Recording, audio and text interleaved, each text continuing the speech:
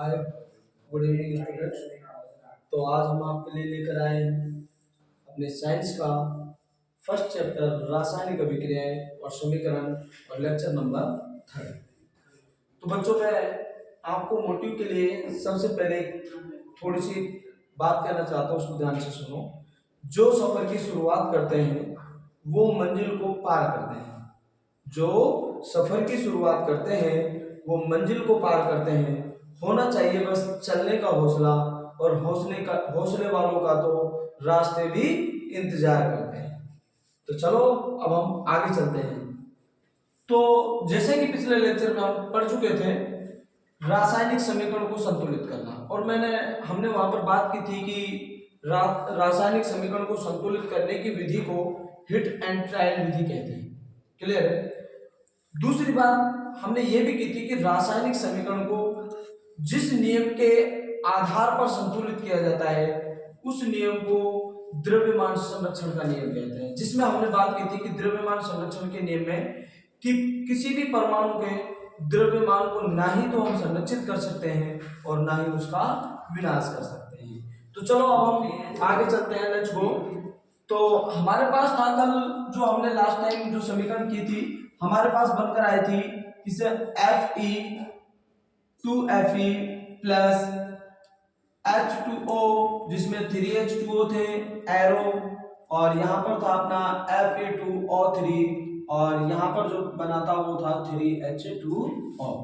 और हमने देखा था कि सर हमारी जो बैलेंस है वो संतुलित हो चुकी थी, क्योंकि यहाँ पर तीन अपने पास, सॉरी इसमें ओ नहीं आएगा, 3H2 आएगा, क्योंकि 3 2 6 है, तो यहाँ पर भी 3 2 6 हो चुका।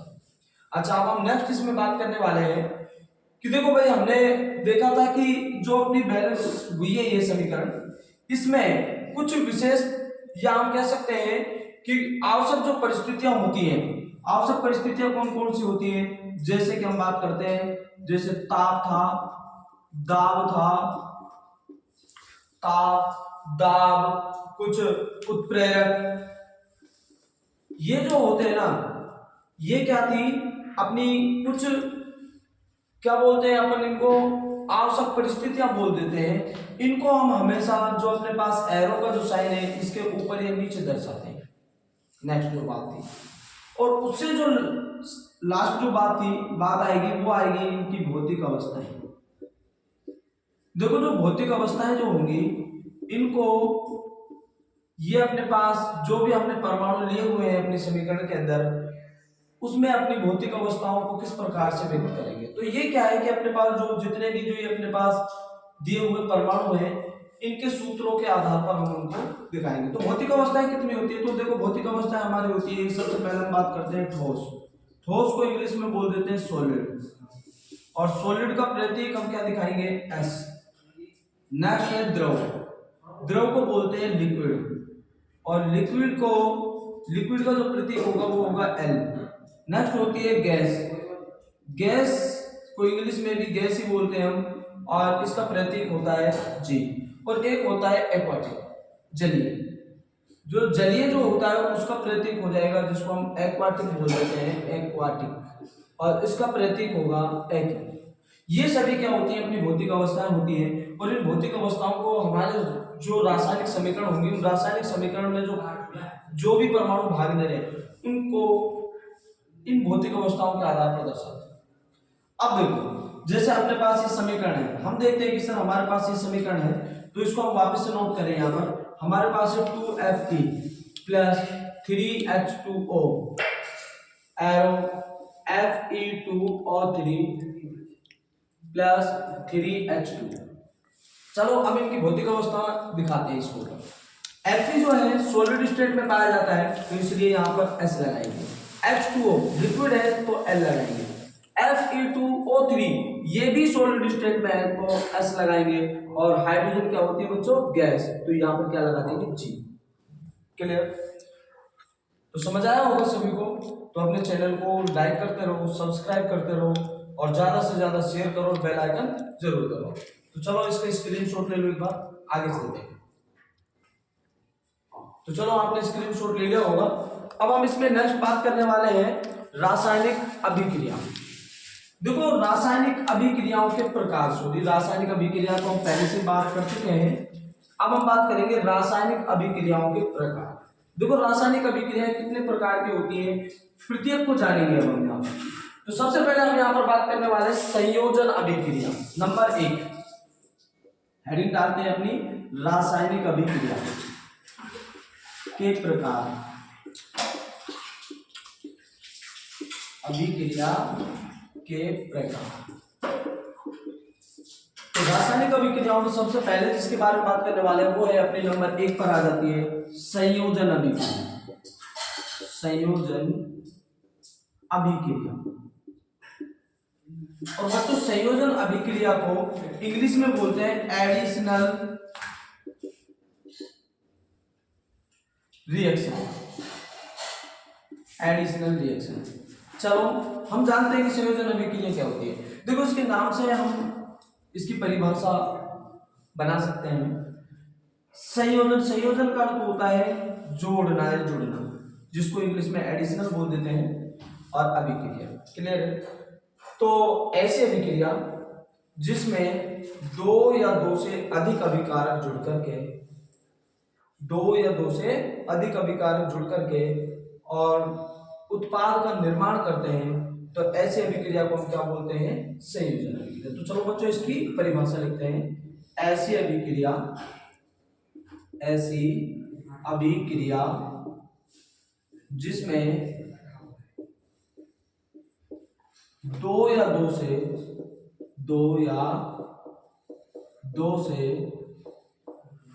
अधिक अभिकारक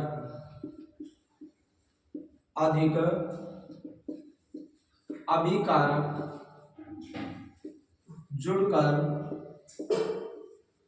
उत्पाद का निर्माण करते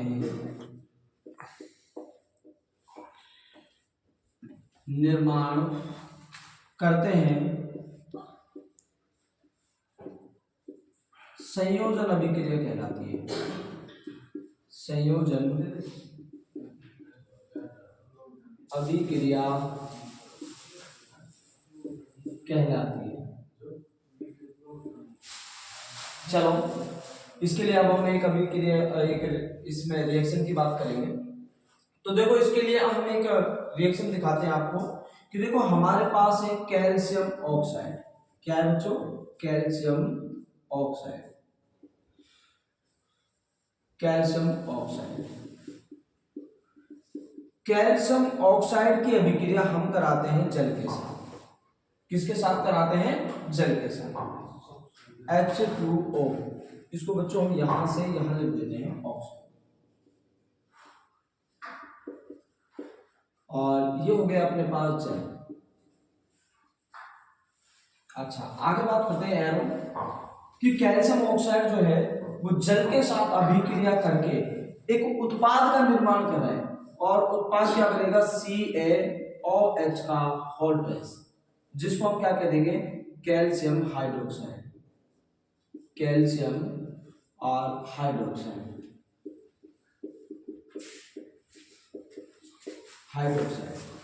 क्लियर है? तो समझ आया होगा कि सर हमने क्या दिया था, कैल्शियम ऑक्साइड लिया था, और कैल्शियम ऑक्साइड की अभिक्रिया हमने कराई थी जल के साथ। जब कैल्शियम ऑक्साइड की अभिक्रिया जल के साथ कराते हैं तो नया पदार्थ बनता है, जिसको हम क्या कह देते हैं? कैल्शियम हाइड्रोक्साइड, जो क्या कहलाता है? उत्पाद। तो ये तो क्या हो गया बेटे अभिक्रिया में? उत्पाद। ये तो हो गया हमारे पास उत्पाद, और ये क्या हो गया हमारे पास? अभिकार। तो बच्चों अभिक्रिया क्लियर कंप्लीट हुई। तो अभी अभिक्रिया अपनी कंप्लीट नहीं हुई है, क्योंकि अभी हमें इनकी जो भौतिक अवस्थाएं भी दिखानी है। तो भौतिक अवस्था दिखाने के लिए हम क्या करते हैं? जो कैल्शियम ऑक्साइड है ये किस अवस्था में पाया जाता है? ये होता है सॉलिड अवस्था में। तो सॉलिड अवस्था के लिए S। जल लिक्विड अवस्था सर, लिक्विड अवस्था तो L। कैल्शियम हाइड्रोक्साइड, अब देखो जब कैल्शियम ऑक्साइड की अभिक्रिया हमने जल के साथ कराई तो कैल्शियम ऑक्साइड सॉलिड स्टेट में पाया जाता है, जिसमें लिक्विड घुल जाता है। तो घुलने के बाद क्या बन जाता है? एक्वाटिक। तो L3। तो यहां हम लोग क्या दिखा देंगे बच्चों? अंडरस्टैंड? तो बेटे इसका स्क्रीनशॉट, तो एक स्क्रीनशॉट ले लिया होगा। और अपने चैनल को लाइक सब्सक्राइब करते रहिए और ज़्यादा से ज़्यादा शेयर करिए और बेल आइकन बटन भी जरूर दबाइए। तो चलो बेटे, नेक्स्ट हम बात करने वाले हैं वियोजन अभिक्रिया। लेकिन वियोजन अभिक्रिया से पहले मैं आपको इसमें एक ऊष्माक्षेपी अभिक्रिया के बारे में बताने वाला हूँ कि सर ऊष्माक्षेपी अभिक्रिया क्या होती है। तो देखो, ऊष्माक्षेपी अभिक्रिया के बारे में बात करेंगे। ऊष्माक्षेपी अभिक्रिया ये जो संयोजन अभिक्रिया के अंतर्गत आती है ऊष्माक्षेपी, उसी के बारे में बात करने वाले हैं, जो इसी का रूप है ऊष्माक्षेपी अभिक्रिया। तो चलो बात करेंगे ऊष्माक्षेपी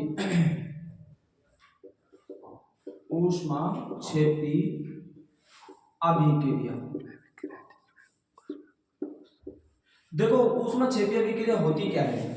तो बच्चों देखो, ऊष्माक्षेपी अभिक्रिया ऐसी अभिक्रिया जिसमें उत्पाद के निर्माण के साथ, जब उत्पाद का निर्माण होगा तो उसके साथ साथ ऊष्मा भी उत्सर्जित होगी, तो ऐसी अभिक्रिया को हम क्या बोलेंगे, ऊष्माक्षेपी अभिक्रिया। तो बच्चों चलो इसकी डेफिनेशन लिखते हैं।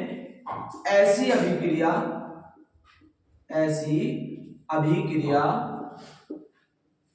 जिसमें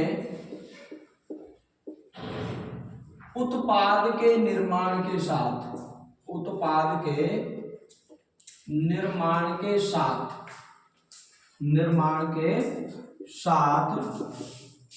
ऊष्मा का भी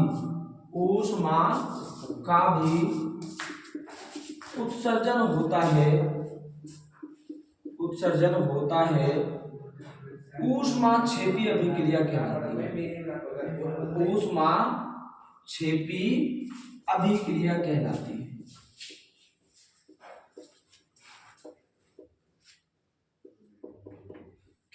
है। तो चलो बच्चों इसकी, अच्छा तो हम बात कर रहे थे इसमें ऊष्माक्षेपी अभिक्रिया। देखो, इसके नाम से भी हमने पता लगा लिया है वैसे कि देखो, जैसे ऊष्मा और क्षेपी यानी ऊष्मा का उत्सर्जन होगा, ठीक है। तो डेफिनेशन हम लिख चुके हैं कि सर ऐसी अभिक्रिया जिसमें उत्पाद के निर्माण के साथ और ऊष्मा का उत्सर्जन होता है, उसे क्या कहते हैं, ऊष्माक्षेपी अभिक्रिया कहते हैं। चलो इसके लिए अब हम एक अभिक्रिया करते हैं। तो हमारे पास होती है मीथेन गैस, CH4। क्या होती है, मीथेन गैस, जिसको CH4 बोलते हैं। और इसकी अवस्था क्या होती है, गैस है तो जी होगी, सिंपल सा है। अच्छा, इसकी अभिक्रिया हम कराते हैं ऑक्सीजन की उपस्थिति में। मतलब ऑक्सीजन की उपस्थिति में क्या होगा, इसको जलाया जाएगा। कैसे किया जाएगा, जलाया जाएगा, मीन्स दहन कराया जाएगा।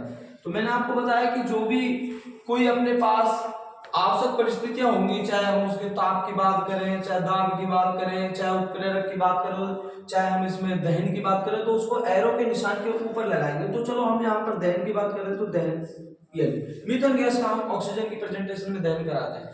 तो जब मीथेन का ऑक्सीजन की प्रेजेंटेशन में दहन कराते हैं तो यहां से क्या निकलेगी, यहां से निकलेगी CO2, जो भी क्या होगी, गैस। क्या होगी बच्चों, गैस। उसके बाद यहां बनेगा एक 2H2O, जिसको हम क्या कहेंगे, जल। क्या बना, जल, जो लिक्विड स्टेट में। और इसके साथ साथ में यहां से क्या मुक्त होगी, ऊष्मा मुक्त होगी, जिसको एरो का ऊपर की तरफ निशान लगाकर दिखा देंगे कि सर इसमें से ऊष्मा मुक्त हो रही है। तो समझ आया होगा। एक बार वापस से रिपीट कर लेते हैं कि सर ऐसी अभिक्रिया जिसमें उत्पाद के निर्माण के साथ ऊष्मा का उत्सर्जन होता है उसे ऊष्माक्षेपी अभिक्रिया कहते हैं। इसके लिए हमने एक अभिक्रिया को दर्शाया है कि सर मीथेन गैस को ऑक्सीजन की प्रेजेंटेशन में दहन कराने पर CO2 गैस निकलेगी, उत्सर्जित होगी और जल बनेगा। और यहाँ से मैन जो होगा वो क्या होगा, ऊष्मा का उत्सर्जन होगा। इसीलिए हम इस अभिक्रिया को क्या कहेंगे, ऊष्माक्षेपी अभिक्रिया कहेंगे। क्लियर है। अच्छा, नेक्स्ट बात करेंगे अब हम इसमें नंबर 2 पर आ जाती है वियोजन अभिक्रिया। वियोजन अभिक्रिया आई नेक्स्ट दूसरे नंबर पर। तो देखो बच्चों, वियोजन अभिक्रिया को हम अपघटनीय अभिक्रिया भी कहते हैं। वियोजन मीन्स क्या होता है, वियोजन का मतलब होता है टूटना, यानी अपघटित। अब इसीलिए तो हम इसको अपघटन अभिक्रिया बोलते हैं, क्योंकि वियोजन का मीन्स क्या होता है बेटे, टूटना। इसमें क्या होगा कि जो एक अभिकारक होगा वो अभिकारक टूट करके, अब टूटेगा कैसे, अपने आप तो टूटेगा नहीं। तो वो क्या होगा कि कुछ उसकी आवश्यक परिस्थितियां जो होंगी उन आवश्यक परिस्थितियों में ही टूटेगा। जैसे हम एग्जाम्पल के लिए वैसे तो देखो इसकी टूटने के बहुत सारे रीजन होते हैं, लेकिन हम यहाँ पर मुख्य जो बात करेंगे वो बात करेंगे ऊष्मा की प्रेजेंटेशन में, विद्युत की प्रेजेंटेशन में और प्रकाशीय ऊर्जा की प्रेजेंटेशन में। तो चलो बच्चों सबसे पहले इसकी डेफिनेशन को क्लियर करते हैं, लिखते हैं डेफिनेशन को। देखो डेफिनेशन क्या होती है कि सर ऐसी अभिक्रिया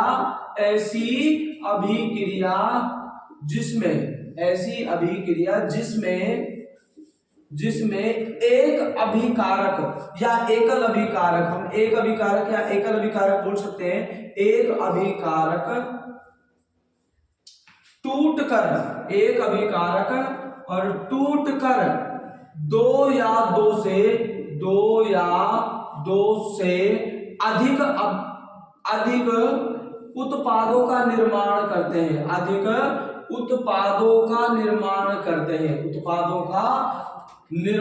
करते हैं,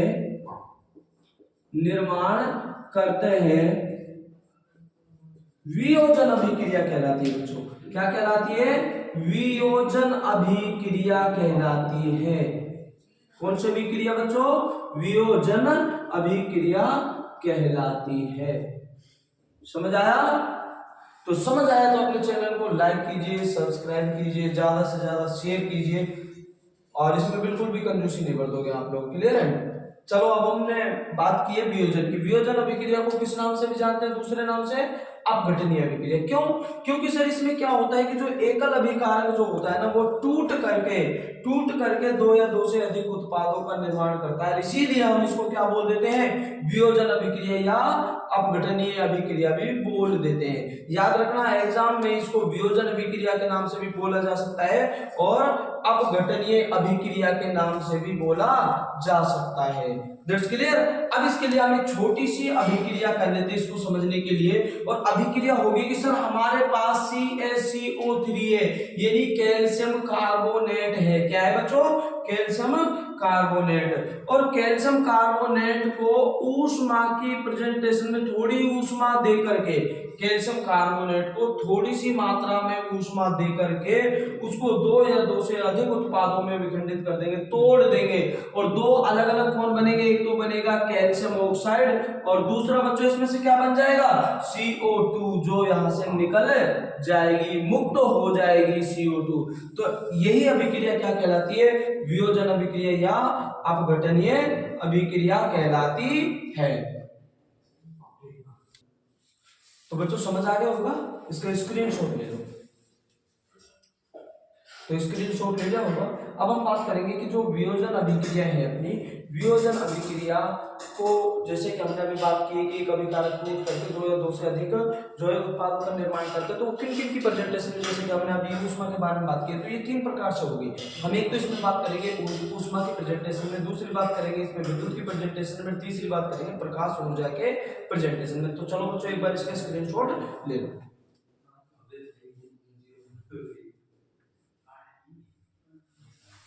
तो ले जाओ बच्चों। तो चलो अब हम आगे बात करते हैं वियोजन अभिक्रिया का ही फर्स्ट जो इसका पॉइंट है वो है ऊष्मीय वियोजन अभिक्रिया।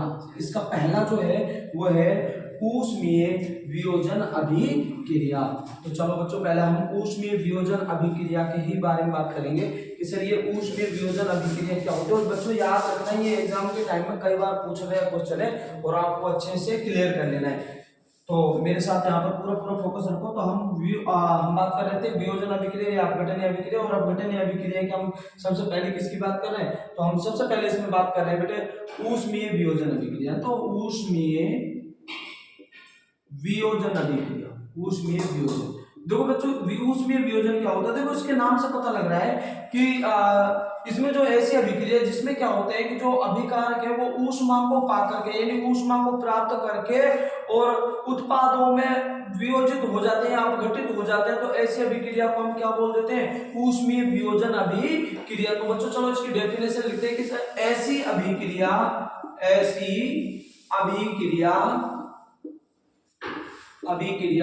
जिसमें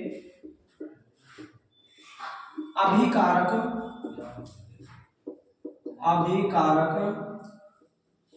ऊष्मा प्राप्त करके प्राप्त करके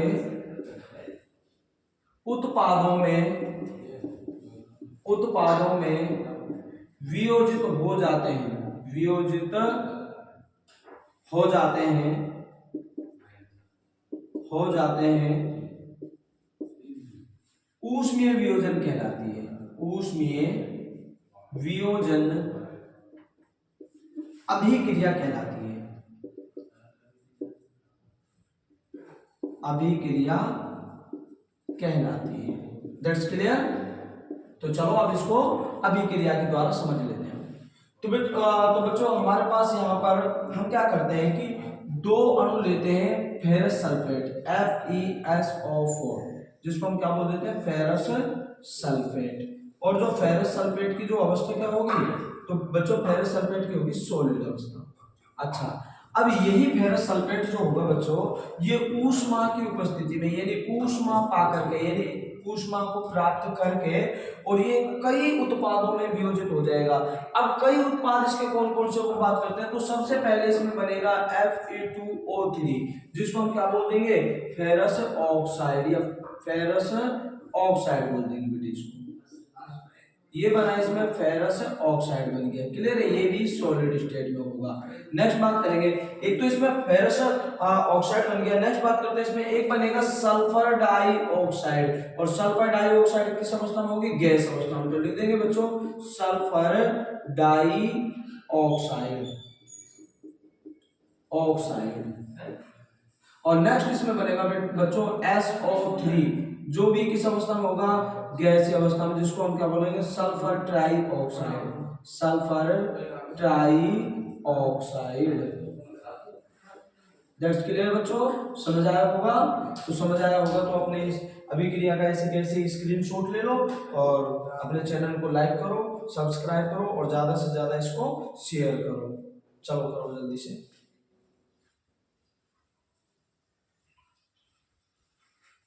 तो बच्चों सभी ने स्क्रीनशॉट ले लिया होगा। अब हम इसमें दूसरी बात करते हैं, इसका जो दूसरा पॉइंट है, और दूसरा जो पॉइंट होगा वो होगा इसमें वैद्युत वियोजन अभिक्रिया, वैद्युत वियोजन अभिक्रिया। नेक्स्ट, तो वैद्युत वियोजन अभिक्रिया। तो बच्चों वैद्युत वियोजन अभिक्रिया क्या है, उसके बारे में बात करेंगे ना। वैद्युत वियोजन अभिक्रिया, तो बच्चों देखो ऐसी अभिक्रिया जिसमें जो अभिकारक है उसके अंदर विद्युत धारा प्रवाहित, यानी विद्युत धारा को जैसे ही हम उसके अंदर प्रवाहित कराएंगे, तो प्रवाहित कराने पर वो दो या दो से अधिक उत्पादों में वियोजित हो जाएगा। तो ऐसी अभिक्रिया को क्या बोल देंगे बच्चों, वैद्युत वियोजन अभिक्रिया। तो इसकी परिभाषा लिखते हैं बच्चों, ऐसी अभिक्रिया जिसमें अभिकारकों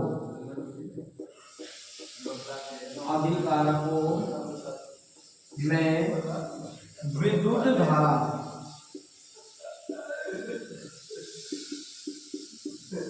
प्रवाहित कराने पर दो या अधिक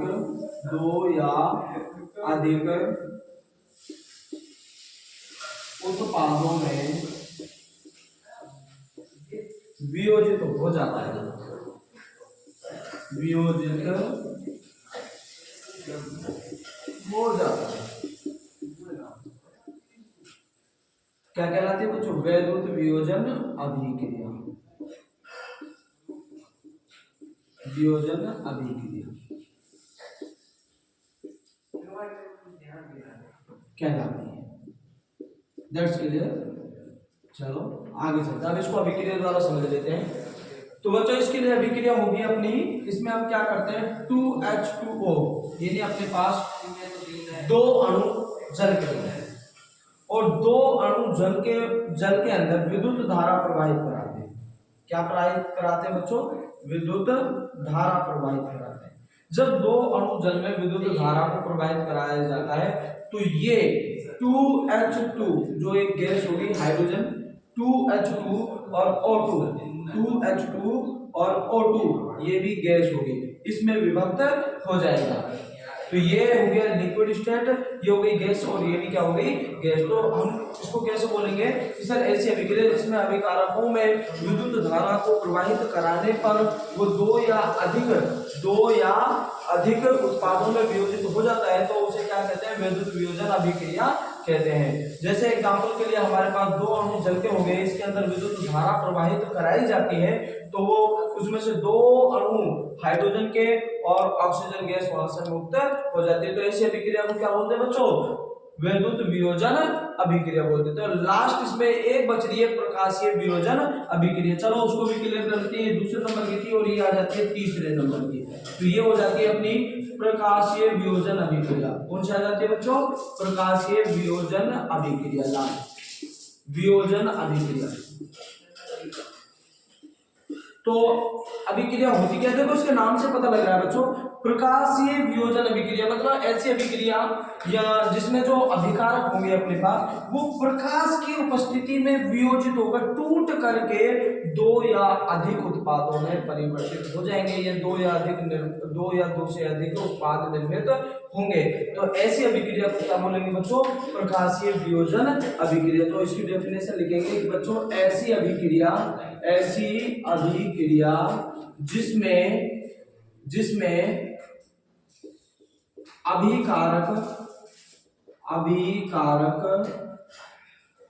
ऐसी अभिक्रिया जिसमें अभिकारक प्रकाश की उपस्थिति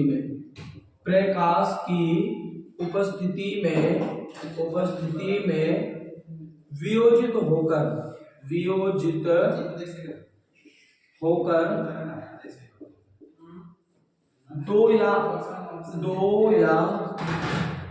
दो से अधिक उत्पादों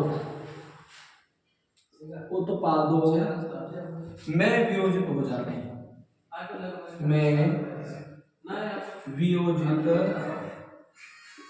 हो जाते हैं,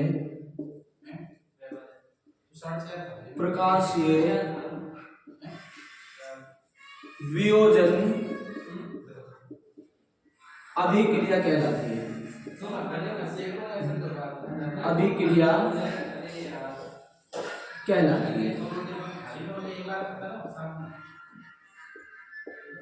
अभिक्रिया इसके लिए हम बात करते हैं बेटे, हमारे पास होता है जैसे कि दो अणु होते हैं सिल्वर क्लोराइड के 2AgCl।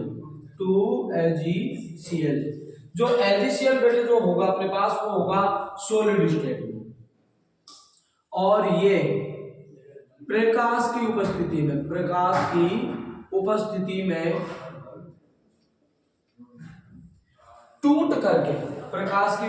में टूट करके दो नए उत्पाद बनाते हैं। और दो नए उत्पाद कौन कौन से होते हैं बच्चे, दो तो होंगे इसमें सिल्वर के अणु और दो अणु होंगे इसमें क्लोरीन के। तो हम लिख देंगे बच्चों इसको 2Ag प्लस Cl2।